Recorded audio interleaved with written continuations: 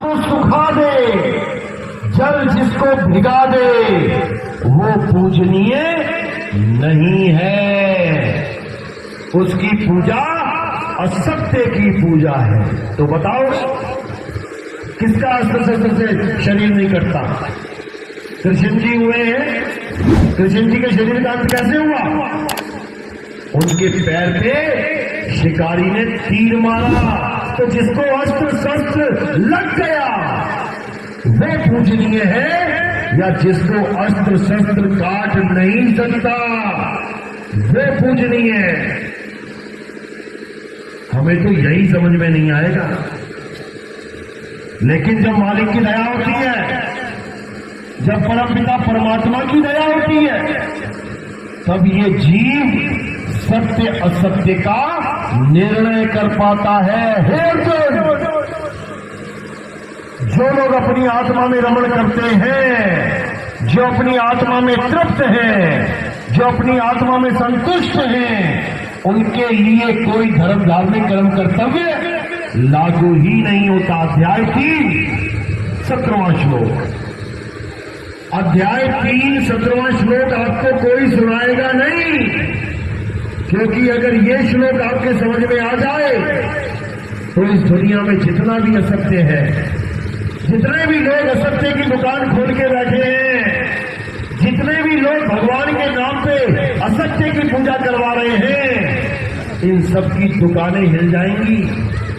इसलिए आपको घर में गीता रखना भी अलाउड नहीं करते। कई लोग कहते हैं घर में महाभारत गीता नहीं होनी चाहिए। किस किस ने ये बात सुनी अपने जीवन में? हाथ खड़ा करो। जो लोग सुने हैं कि घर में महाभारत गीता नहीं होनी चाहिए, जबकि हमारा सबसे बड़ा ग्रंथ हिंदू लोगों का सबसे बड़ा ग्रंथ गीता ही है, और उसी को घर में नहीं रखवाया जाता। क्यों? क्योंकि जिसने गीता पढ़ ली वो सत्य सत्य का भेद समझ जाता है, उसके बाद वो असत्य को ग्रहण नहीं करता। लेकिन रामचरितमानस को घर घर में पहुंचाया गया। किस किस के घर में है रामचरितमानस? किस किस ने अपने जीवन में एक बार भी पाठ करवाया रामचरितमानस का? आप खड़े करो। यहां भले कम है, लेकिन ज्यादातर लोग हर साल रामचरितमानस का पाठ करवाते हैं। 3 दिन चलता है लगातार, कहीं कहीं 2 दिन चलता है लगातार। क्यों करवाते हैं? गीता का पाठ क्यों नहीं करवाते घर घर में? क्योंकि रामचरितमानस का पाठ करके आपकी श्रद्धा शरीर से जुड़ जाती है। किसके शरीर से? राम जी के शरीर से, सीता जी के शरीर से, हनुमान जी के शरीर से, लक्ष्मण जी के शरीर से, और आप उनका पूरा परिवार अपने घर में स्थापित कर लेते हो। राम जी, लक्ष्मण जी, जानकी जी और साथ में हनुमान जी बैठे हैं। पूरा परिवार आपने स्थापित कर लिया। कौन सा ग्रंथ पढ़ के? रामचरितमानस। लेकिन जब आप गीता पढ़ते हो तो आप हर प्रकार के शरीर को त्याग देते हो, क्योंकि गीता में आप स्पष्ट रूप से समझ जाते हो कि ये शरीर असत्य है। चाहे वो मेरा है, चाहे वो आपका है, चाहे वो किसी देवी देवताओं का है, सबका शरीर पैदा होता है, सबका शरीर एक दिन नाश हो जाता है। गीता में शरीर की पूजा लिखी ही नहीं है।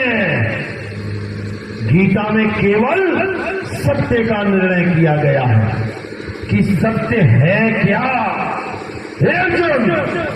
इस दुनिया में केवल एक सत्य है, चाहे कोई हिंदू है, चाहे मुसलमान, चाहे सिख है, चाहे कोई ईसाई, वो सत्य सबके लिए एक है।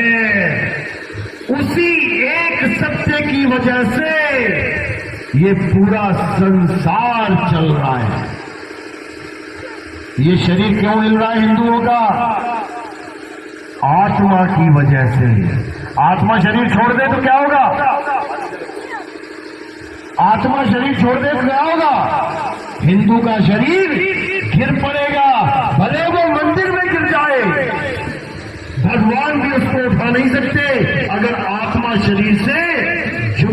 होती है। नहीं तो कोई भी मरे मंदिर लेके चले जाओ,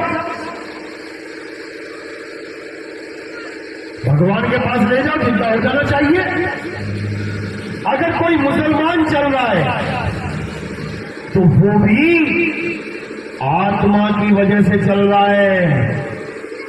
अगर उसकी आत्मा शरीर से अलग हो गई, भले वो मक्का मदीना में ही क्यों ना बैठा हो, वहां पे लाश क्यों ना पड़ी हो, जीवित नहीं हो सकता, चल नहीं सकता।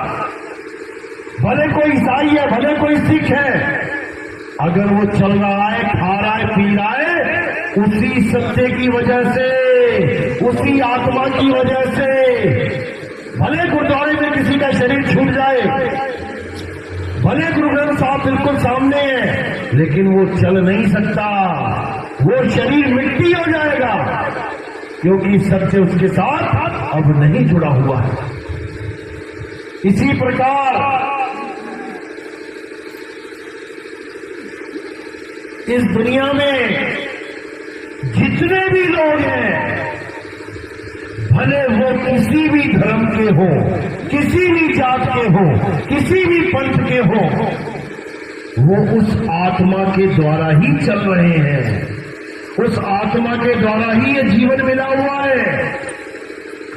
अगर वो आत्मा शरीर से अलग हो गई तो मेरे भाई, किसी भी धर्म, किसी भी पंथ का हो, वो चल नहीं सकता, उसको जलाया या दफनाया ही जाएगा।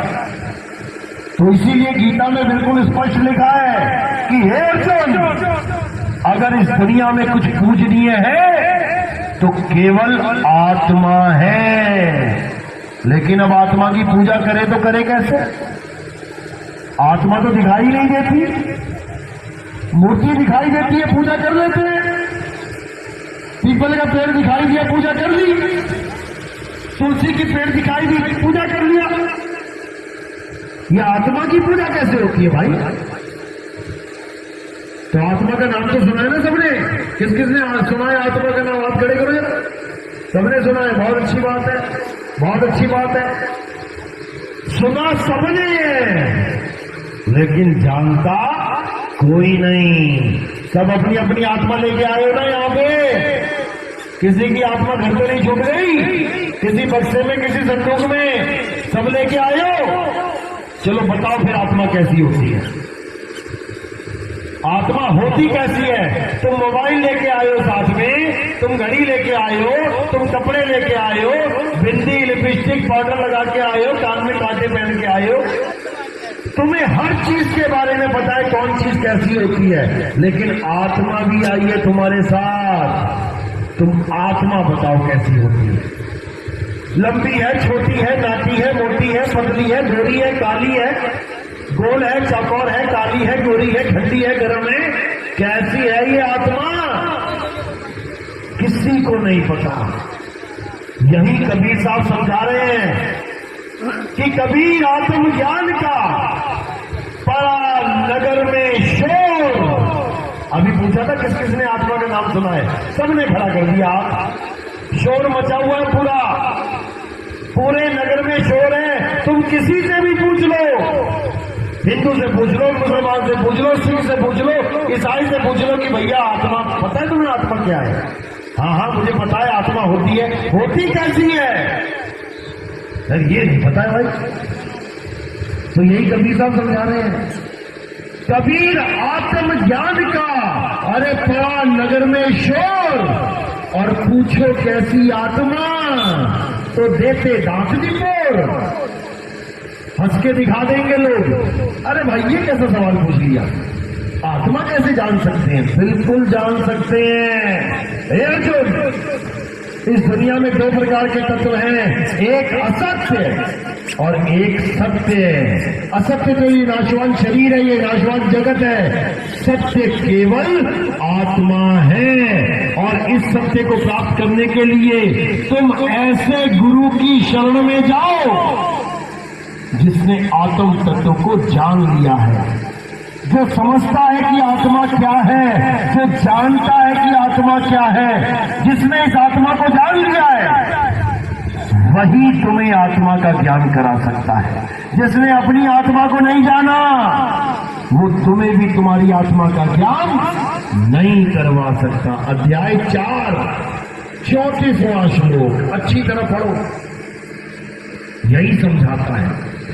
एक बार आत्मा का ज्ञान हो जाने पर ये जीव कभी असत्य की पूजा नहीं करता, ये कभी मंदिर नहीं जाता, ये कभी मस्जिद नहीं जाता, ये कभी गुरुद्वारे कभी चर्च नहीं जाता, ये कभी पीपल नहीं पूजता, ये कभी नमाज नहीं पढ़ता, ये हर प्रकार के कर्म कांड से न्यारा हो जाता है। हे अर्जुन, जो अपनी आत्मा में संतुष्ट हो जाते हैं, जो अपनी आत्मा में तृप्त हो जाते हैं, जो अपनी आत्मा में लीन हो जाते हैं, वो कभी किसी अन्य जीव पर, किसी अन्य वस्तु पर निर्भर नहीं रह जाते।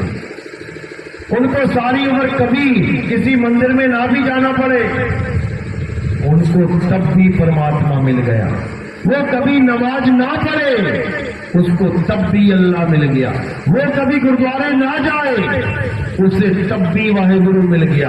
और जो कभी चर्च ना जाए, तब भी उसे गॉड मिल गया। ये आत्मा ऐसी चीज है। लेकिन आत्मा का ज्ञान ना होने के कारण ये जगत के गुरुआ लोग जीवों को भरमा देते हैं, भगवान के नाम पे भरमा देते हैं कि राम चाहिए, राम राम करना पड़ेगा। कृष्ण जी चाहिए, हरे कृष्ण राधे राधे करना पड़ेगा। अल्लाह चाहिए, अल्लाह करना पड़ेगा। अरे मुझे पानी चाहिए, मुझे भोजन चाहिए, मुझे सोना चाहिए, मुझे हीरा चाहिए, क्या करना पड़ेगा? मुझे पानी चाहिए तो क्या मुझे पानी जपना पड़ेगा कि मैं जपूंगा पानी पानी पानी पानी पानी पानी? अरे पानी करता प्यासा ही मर जाऊंगा। पानी करने से किसी की प्यास नहीं बुझने वाली। ऐसे ही राम राम करने से किसी को राम मिलने वाला नहीं। बाबा नानक की वाणी क्या कहती है? राम राम करता सब जग फिरे, राम न पाया जाए। ये राम ऐसे नहीं मिलेगा भाई, इतना सस्ता नहीं है राम कि राम चाहिए तो राम राम जप लिया, कृष्ण चाहिए तो राधे राधे जप लिया। इतना सस्ता समझ लिया क्या तुमने? इतना सस्ता नहीं है। ये तब मिलता है जब तुम्हें कोई आत्म ज्ञान का भेद बताने वाला मिलता है। क्योंकि असली राम किसी मंदिर में नहीं है। और ना चोर जाता है मंदिर का गल्ला उठा के ले आता है। क्यों धनुष बाण नहीं चलाते राम?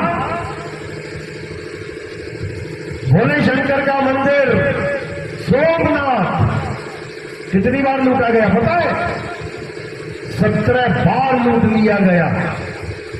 क्यों लूट लिया गया?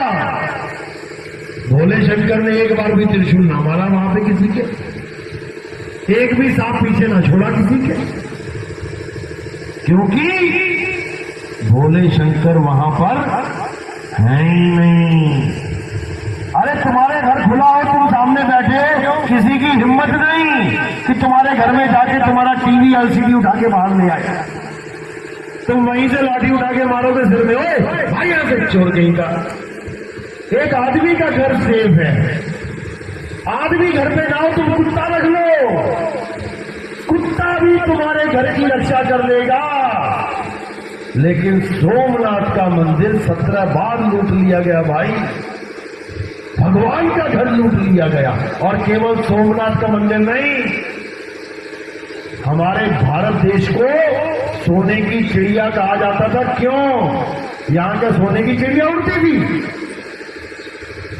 सोने की चिड़िया इसलिए कहा जाता था क्योंकि गांव गांव में मंदिर थे, सोने ही सोने जड़े पड़े थे वहां पे। जो लोग दार्शनिक घूमने आते थे। जैसे तुम कहीं चले जाओ वीजा लेके घूमने और तुम देखो वहां जाके कि अरे बाप रे बाप, यहां तो गली गली में सोना पड़ा हुआ है और कोई उठाने वाला नहीं है, तो तुम क्या करोगे? तुम जाओगे अपना घर वापस, अब तिगड़मबाजी लगाओगे, दिमाग लगाओगे, भाई ये सोना वहां गली गली में पड़ा है, इसको यहां तक कैसे लेके आया जाए। उसके बाद क्या होगा? उसके बाद आ जाएंगे लुटेरे लूटने, हाथी के हाथी ऊंट के ऊंट लेके और सब पे आक्रमण करके सारे मंदिर लूट के ले जाएंगे। क्यों? हमारी मूर्खता के कारण। हम हैं दुनिया के सबसे बड़े बेवकूफ इंसान जो अपने आप को परम ज्ञानी मानते हैं। अपनी सोने की चैन होती है तो अलमारी में रखते हैं, अपनी सोने की घड़ी होती है तो तिजोरी में रखते हैं, और भगवान की मूर्ति 20-20, 50-50 किलो की सोने की मूर्ति हमने मंदिर में शरेआम छोड़ दी, तो लुटेरे तो आएंगे ही। और भगवान ने कब कहा था कि मैं सोने का हूं, मुझे सोने का बनाओ? पत्थरों के भगवान बनाए गए शुरू में, तब भी अच्छा था। पत्थर पड़ा हुआ है, कौन लेके जाएगा लूट के उसको? हजारों पत्थर पड़े शिवलिंग ना ले गए लूट के। लेकिन कुछ दिमाग वाले आए, ज्यादा चतुर प्राणी, थोड़ा सा पैसा कमा लिया, कहते हम तो भगवान चांदी का बनाएंगे। अच्छा बना ले भाई, पत्थर का छोड़ के चांदी का बना लिया। अब उससे भी धुरंधर आ गए महान आत्मा, कहते ले चांदी क्या होता है, हम तो सोने का बनाएंगे। ले भैया तू भी बना ले, सोने का बना लिया। अब उससे भी आ गए परम ज्ञानी, हम तो इसमें हीरे जड़ेंगे। ले भैया तू भी जड़ ले हीरे। अब क्या करें? अब मंदिर में स्थापना करेंगे। अच्छा अपना माल रखो तुम बंद कर करके और लोगों से पैसा इकट्ठा कर करके सोने की मूर्तियां बना बना के हीरे जड़ा जड़ा के रख लो मंदिर के अंदर शरेआम। अभी तो नहीं है, पहले हर मंदिर में सोने की मूर्तियां हीरों से जड़ी हुई होती थी। नहीं होती तो बता दो। अरे तुमने चीनी फेंकी है तो चींटियां आएंगी। चींटियों का कसूर नहीं है कि तुम कह रहे हो छाती फोड़ के आए हमें लूट के ले गए। तुम्हारी मूर्खता की वजह से हमारे देश का अनमोल खजाना आज उन विदेशियों के पास पड़ा है, केवल हमारी मूर्खता की वजह से। हमने ये महामूर्खों वाले काम किए हैं। बड़ी बड़ी मंदिर बना के, बड़े बड़े सोने की मूर्तियां बना बना के, वही पैसा वही सोना अगर आज हमारे देश में होता तो लोग हमारे देश में आने के लिए लाइन में लगा के वीजा ले रहे होते। इतना पैसा होता कि लोग लाइनों में लग के कर्जा ले रहे होते भारत देश से। जो आज ये कितना कर्जा लेके बैठा हुआ है, एक एक आदमी पे 50-50 हजार का कर्जा है। जैसे तुम पैदा होते हो, तुम्हारे घर में बच्चा पैदा होता है, 50 हजार का कर्जदार है वो वर्ल्ड बैंक का। किसी गलत फहमी मत रहना कि हम तो आजाद हैं। आजाद वाजाद कोई नहीं है। एक डंडा आएगा ऊपर से, सबकी आजादी धरी की धरी रह जाएगी। गुलाम हो तुम लोग, गुलाम। आजाद कब होगे? जब भारत देश का सारा कर्जा हम वापिस कर देंगे, तब हम आजाद हैं। अभी तो तुम्हें यह भी नहीं पता होगा कि कर्जा है कितना होगा। सोचो, सोच भी नहीं पाओगे तुम। इतना कर्जा लेके बैठे हैं हम, केवल अपनी मूर्खता की वजह से। कृष्ण जी ने कभी नहीं कहा कि मेरी सोने की मूर्ति बनाओ। राम जी ने कभी नहीं कहा कि मेरे हीरे की मूर्तियां बनाओ। अरे वो तो ये कहते रहे कि हे अर्जुन, मैं शरीर हूं ही नहीं, तुम मूर्तियां किसकी बना रहे हो?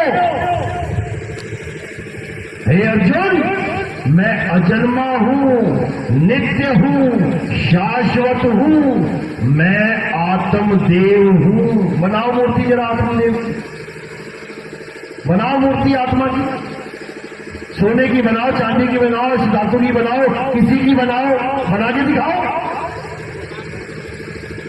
यही मूर्खता है हमारी कि हम सत्य को असत्य को जानते ही नहीं, जबकि हमारी गीता में हर चीज लिखी गई है, लेकिन तुम तक गीता कभी पहुंचने ही नहीं दी इन लोगों ने। आज हमें मुसलमान बड़े कट्टर लगते हैं। अरे मुसलमान तो बड़े कट्टर होते हैं। अच्छा, क्यों होते हैं? क्योंकि उनका बच्चा बचपन से ही अपना धार्मिक ग्रंथ पढ़ता है, कुरान पढ़ाई जाती है उनको बचपन से ही। और तुम्हारी तरह नहीं झोला पीठ पे लाद के लेके जाते हो गधे की तरह। गधा लादता है पीठ पे बोझा। कभी मुसलमान बच्चे को लेके जाते देखना, कुरान कहां रखता है पता है? कहां रख के लेके जाएगा? देखा ही होगा गांव में। कहां रखता है? यहां रखता है। कुरान को अपने दिल के पास लगा के लेके जाता है, लेके आता है। तो कट्टर होगा कि नहीं होगा? तुम्हें तो यह भी नहीं पता कि गीता के अध्याय कितने हैं, उन अध्यायों में श्लोक कितने हैं, उन अध्यायों में आत्मा के बारे में क्या बताया गया है, कुछ भी नहीं पता। और कहते हो हमें गर्व है, हम हिंदू हैं। बताओ, तुम्हें एबीसीडी नहीं पता गीता की? तुम मूर्तियां पूज रहे हो, मूर्तियों का खंडन है गीता में, देवी देवताओं का खंडन है गीता में। तुम्हें तो इतना भी नहीं पता, और तुम देवी देवताओं की पूजा करके सोच रहे हो हम बहुत बड़ा महान काम कर रहे हैं। अध्याय 7 पढ़ो। हे अर्जुन, जिनकी अकल छोटी होती है वो देवी देवताओं की पूजा करते हैं। कृष्ण जी ने पहाड़ उठाया था, कृष्ण जी ने पहाड़ उठाया, कृष्ण जी ने पहाड़ उठाया था। क्यों उठाया था? कारण क्या था? हनुमान जी ने पहाड़ उठाया, कारण क्या था? संजीवनी बूटी लेके आनी थी, इसलिए पहाड़ उठा के लेके आए। सबको पता है क्यों? रामचरितमानस रोज पढ़ते हो, रामायण रोज देखते हो, राम जी के बारे में रामलीला हर साल करते हो। कृष्ण जी ने पहाड़ क्यों उठाया? 100 में से 2 लोगों को पता होगा केवल। किस किस को पता? हाथ खड़े करो। हमारे भगत को छोड़ के, हमारे भगत हाथ डाउन करो। हाँ देखो आगे ना, हमारे भक्तों ने तो उठा दिया एकदम। जो हमारा भगत नहीं है उसमें से किसको पता? हाथ खड़ा करो। और तुम कहते हो तुम हिंदू हो, बड़े अच्छे हिंदू हो तुम। कृष्ण जी की फोटो पूछते हो जो पहाड़ को लेके खड़ा है, लेकिन यही नहीं जानते खड़ा क्यों है। काहे कि हिंदू हो तुम, समझ लो क्यों खड़े हैं। कृष्ण जी ने द्वापर युग में सब लोगों को ये बोल दिया था कि आज के बाद कोई भी देवी देवताओं की पूजा नहीं करेगा, नहीं करेगा। अच्छा काम किया या बुरा किया? अच्छा किया।